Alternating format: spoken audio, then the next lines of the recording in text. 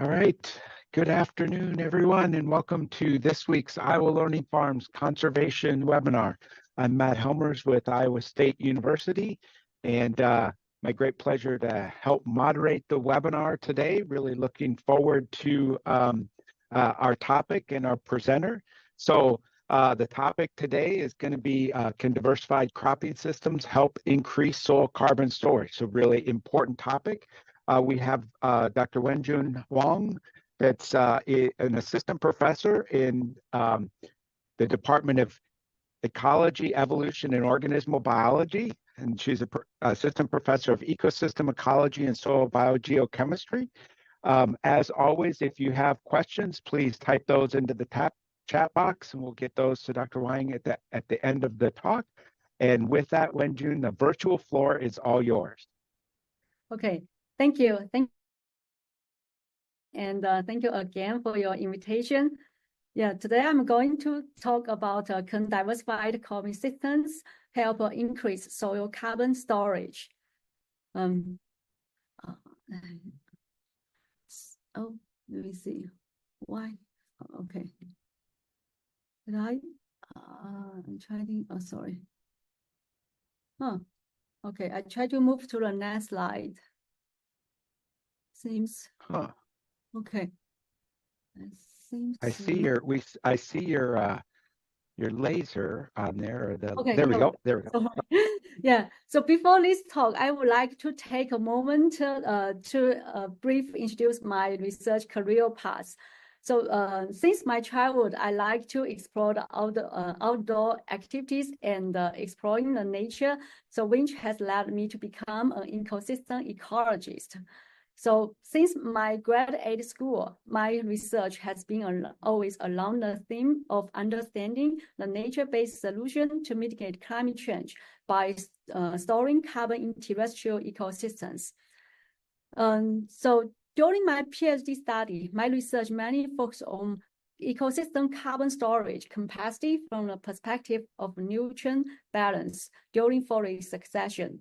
And moving from the ecosystem level to soil systems, during my postdoc, my research is to try to understand how biological and geochemical processes affect soil organic carbon persistence from the site level to continental scale. And Iowa is a wonderful place for agriculture-related research. So recently, my research mainly focuses on how agricultural management practice affect soil carbon cycling and the carbon nutrient cycling. So the photo on the right side is from a field experiment site, diversified cropping systems, which I'm going to talk about today. So this work involves a large team of Iowa State University scientists and many collaborators from different universities. Special thanks to Dr. Hall, who conceived this study, to Dr. Liebman, who initiate and maintain the field experiment, and also to previous PhD students and now postdoc in Dr. Lu's lab, Bo, who collaborate with me on this project. And I'm also very pleased to share the news that our paper on this work has just been accepted for publications in Nature Sustainability. So first of all, why we need to start diversifying cropping systems. So these photos are what we often see when we drive around the Midwest, either continuous corn cultivations or corn and soybean rotations. So this conventional agriculture has brought many benefits to our society over the past centuries, but this has not come without any cost. One of the most important issues caused by the conventional agriculture is that a dramatic decline in soil organic carbon. Decline can up to more than 50% of the original soil organic carbon. Soil organic carbon loss is closely linked to the declines in soil health and crop productivity. So how can we well manage agriculture soils to rebuild this soil organic carbon is the key for restoring restoring soil functioning and mitigating climate change. So diversified cropping systems that complement corn and soybean rotation with small grain, legume, and manure inputs offer a chance to mitigate environmental impacts of conventional agriculture while sustaining the production of food and biofuel. Particularly in diversified cropping systems, increased plant carbon inputs, especially from the roots, may increase soil organic carbon. Therefore, increased diversity of plant species cultivated in regular cycle has been widely considered as a beneficial practice for soil organic carbon storage project. However, actually, increases in soil organic carbon storage with increased plant carbon inputs remains contentious. So to quantify the carbon benefits from the diversified cropping systems, we leverage a long-term field experiment, which was established in 2002 at Iowa State University Marsden Farm. In this experiment, it included two-year conventional corn and soybean rotations with 3-year and 4-year extended rotation. In the 3-year rotation, the rotated species include corn, soybean, and small grain with red clover. In the 4-year rotation, the rotated species include corn, soybean, small grain with alfalfa and alfalfa. In these systems, we had estimated data showing that the diversified 3-year and 4-year rotations relative to the 2-year rotations has relative higher plant carbon inputs. Then we would like to ask whether the diversified cropping systems with increased plant carbon inputs can lead to increase in soil organic carbon storage. So next, I will show you the data to answer this question. In fall 2021, after a 20-year experiment, we took 1 meter soil core from the field and measured soil organic carbon. This figure shows the soil organic carbon stock at 0 to 1 meter in 3 different year rotations. So we found that soil organic carbon storage at 0 to 1 meter actually was very similar between the 2-year versus 3-year and 4-year rotations. So this means that diversified cropping systems with increased plant carbon inputs did not result in actual carbon gain. However, this is not the full answer. As scientists, we would like to dig deeper into why and how this happens, which can provide some insight to identify and adopt best management practice for improving soil organic carbon storage. So from the soil system perspective, soil organic carbon storage is the balance between plant carbon inputs and the soil carbon output. If there's no increase in soil organic carbon storage with increased plant carbon inputs, then we would expect there would be increases in soil carbon output, like increased carbon decomposition as CO2. Also, we know that soil carbon pools are not uniform, and different carbon pools may respond differently to management. So next, we would also try to understand the mechanism by which diversified cropping systems may affect carbon decompositions to assess the response of carbon pool with different residence time. So we took 1 meter soil core and incubated in a lab to measure the CO2 production over more than 1 year. So this figure is showing the cumulative CO2 production over the 13 months in the 3 different year rotations. So we found that CO2 production was significantly higher in the 4-year and 3-year rotations than the 2-year rotations. So this supports our hypothesis that diversified cropping systems also increase carbon decompositions, which can help explain the lack of soil organic carbon increase despite increased plant carbon inputs. So furthermore, we would like to explore how the diversified carbon systems affect different carbon pools. Magnetic model can help us understand the mechanism that alter carbon cycling following management.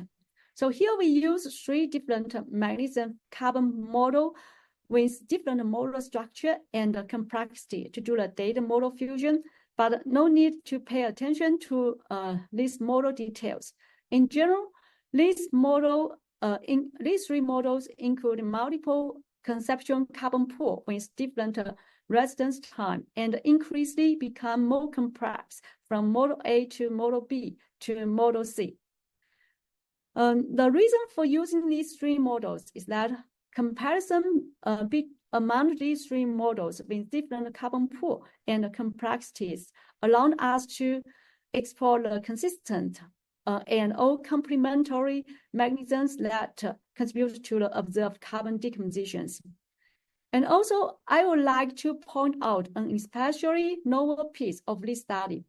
So we use the nature abundance carbon isotope to calibrate and validate these 3 models, where we have explicitly called stable carbon isotope pool and fluxes to trace the carbon change.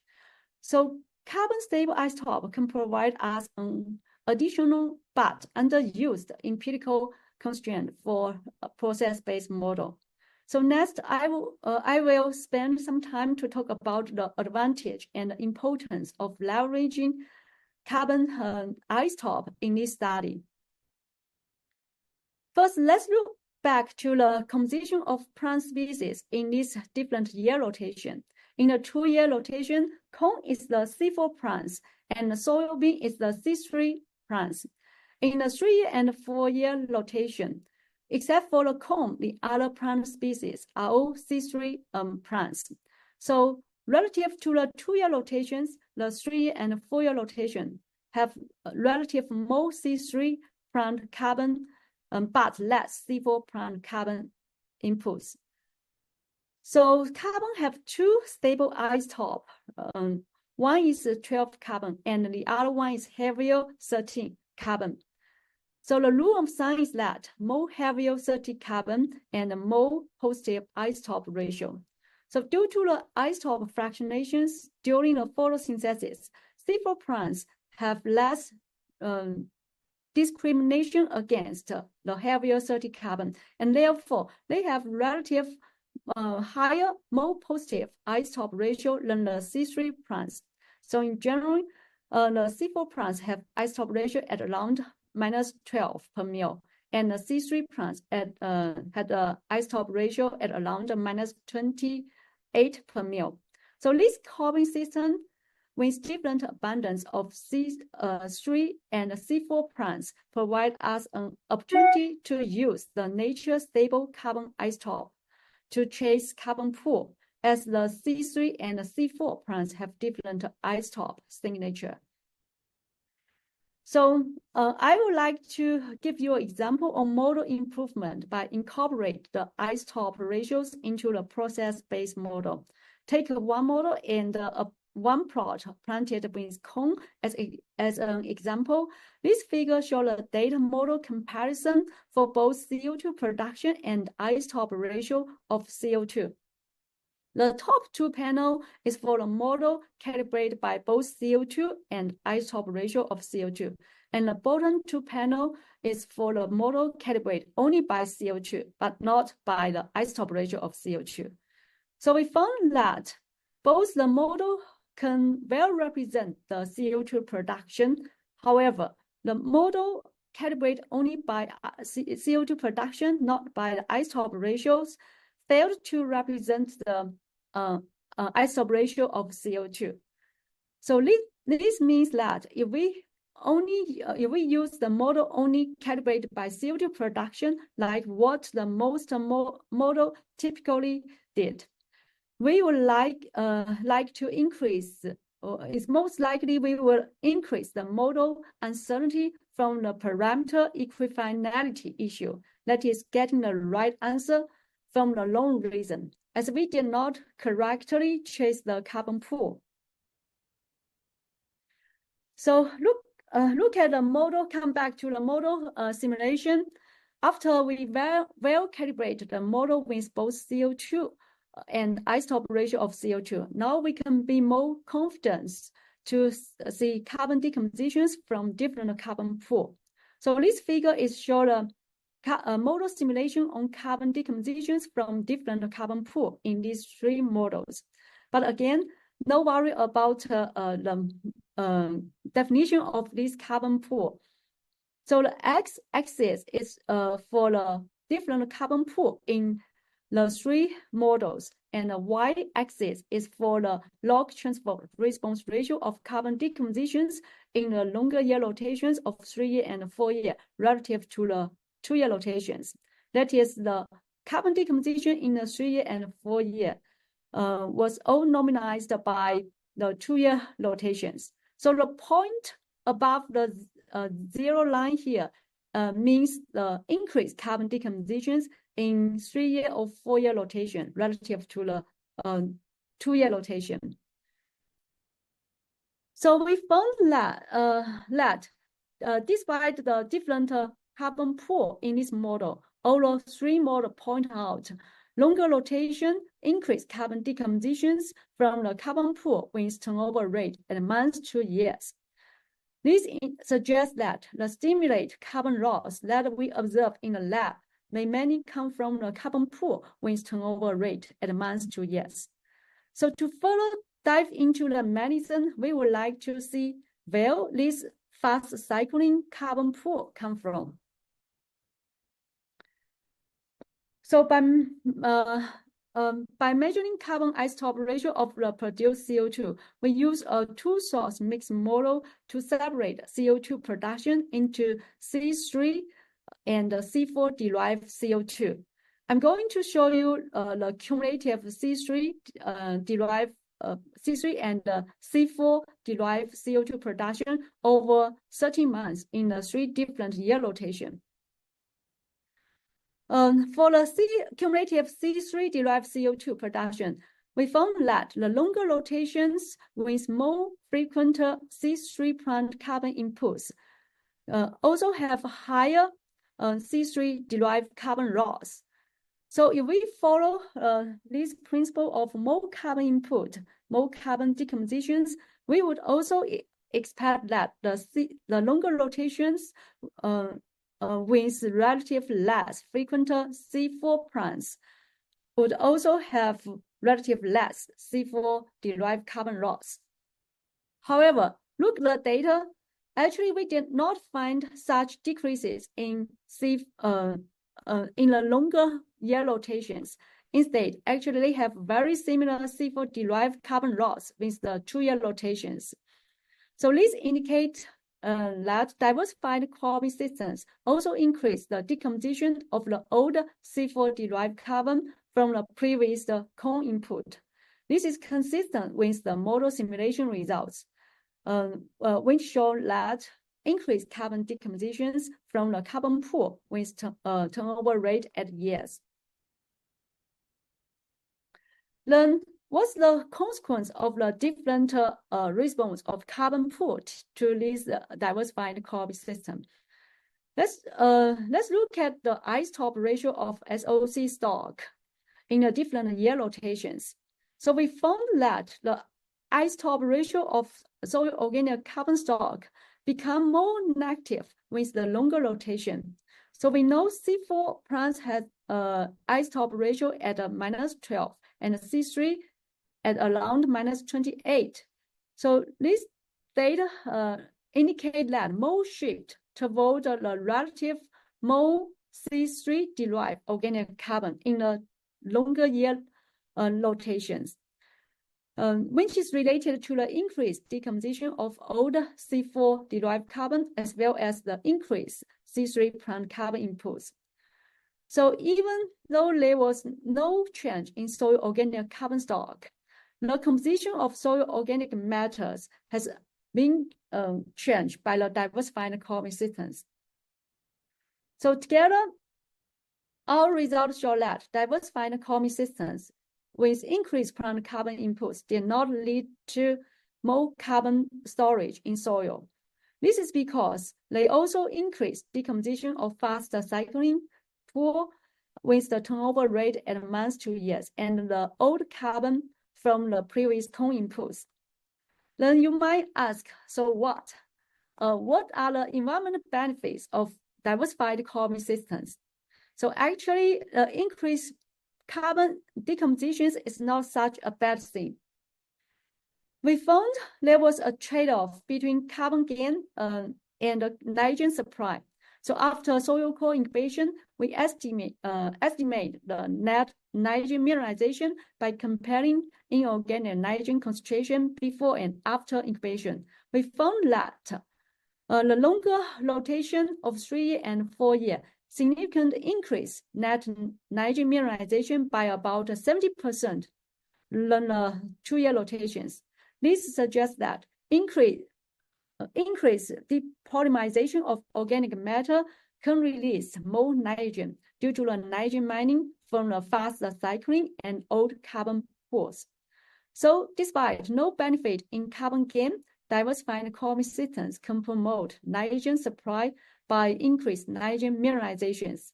This could help reduce reliance on synthetic nitrogen fertilizer input and therefore reduce the nitrogen loss as nitrate and nitric oxide. So some take-home point, our integration of field and the lab measurement from a long-term experiment with the magnetic model shows that diversified carbon system with increased plant carbon input did not necessarily increase carbon storage. And our result also highlight a critical trade-off between carbon gain and nitrogen supply, while increased carbon decompositions can also increase nitrogen availability. And this study also suggests that the key climate benefits from diversified carbon systems may come from the decreased nitrogen fertilizer use, but not from the soil carbon sequestration. So by looking forward, I would like to have a more magnetic understanding between the relationship, between the plant carbon inputs and the soil organic carbon storage. So soil carbon sequestration involves complex biogeochemical processes, including the interaction amongst plant, microbes, and the soils. So I will continue to collaborate with scientists across different disciplines to uncover this complexity.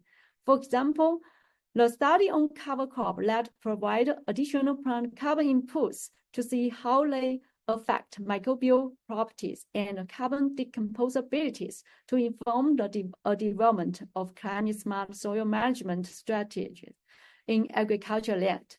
And with that, I would like to thank again to the co-author and the colleague, and also to the funding agency for making this work possible. Thank you. All right, excellent. We got some questions in, but before we get to those, if you watch this webinar live and want to earn a CCA CEU, please email Elena Whitaker, ALENAW, at iastate.edu by 5 o'clock today with your name, the name you entered to watch the webinar, and your CCA number. Again, Elena Whitaker, ALENAW, at iastate.edu. If you can go to the next slide, Wenjuan. Okay, if you watch this webinar live and are willing to fill out a voluntary demographic survey, we would greatly appreciate it. Only one survey response is needed for all 2024 webinars. You can go to iowalearningfarms.org/survey or scan that QR code. Again, we greatly appreciate that. And if you filled one out for a previous 2024 webinar, thank you very much. And if you're willing to do so, if this is your first time on, we would greatly appreciate that. And then I'll plug the webinar for next week on the next slide. Trees and tiles, 4 years of nitrate removal and root intrusion monitoring on a saturated riparian forest buffer. So we have Dr. Billy Beck. So please tune in next week, same time, same place. Okay, we got some questions in here. So the first one, can you, oh yeah, last one, yeah, thanks for reminding me of this last slide. If you, this webinar will be archived as are all previous webinars in the Iowa Learning Farms webinar archives, iowalearningfarms.org/webinars, and also on the Iowa Learning Farms dash webinars YouTube page. So, all right, first question, what was the tillage regime, and would you expect changes in the soil organic carbon stocks if it was a reduced tillage system? Because I think, if I'm not mistaken, at least during this time period, there was some tillage on those Marsden plots. Yes, this is a very good question. Yes, Matt, you're right. So in this master experiment, so we do have a tillage in this experiment. So but right now they convert to no tillage in these systems. So it's a good question whether it will be affect the carbon storage change. So please stay tuned. Yes, stay tuned. Okay, that'd be one that, like, in another 20 years we'll have that answer, but no, not that long, but yeah. Okay. Next question, how should the scientific community balance the focus on soil organic carbon with other critical ecosystem services like erosion reduction, water quality, nutrient conservation, and biodiversity? Okay, yeah, thank you for this question. Yeah, this is another good question. So even though we didn't find any increases in carbon storage, actually we have the data also show that it increased the nitrogen availability. So the reason behind, actually they are also, so that means increase the nutrient supply in these diversified cropping systems. So this is one aspect of ecosystem service found in our study here. But there are also many data from Dr. McDaniel's lab. They also show that the diversified cropping systems increase the microbial activities. Yeah, and so of course this because we have the plant cover the fallow periods. Of course, it will be definitely will be have a lot of benefits for reducing the soil erosion. Okay. The next, okay, you kind of talked about that in the end mineralization conclusion. Is that based on observations or modeling results? Oh yeah, good point. Actually, that is for the lab incubation data. Okay. Yeah, and also we also have the modeling simulation results, and the results come out are very consistent with the lab incubation data. Okay. The next one, given the fact that alfalfa is a perennial crop, but the corn, soybean, and oats are annual crops, how is carbon sequestration different between the annual and perennial crops? Yeah, thank you for this question. This is a very good point. So actually we have another experimental site called COPS that we have a perennial plant and I think if I didn't remember wrong, the result we have data showing that the perennial system have the higher carbon storage than the continuous comb. Yeah. And that one would be a prairie in that case. Okay. Yeah, I think the perennial one there is a prairie. Okay. Yeah.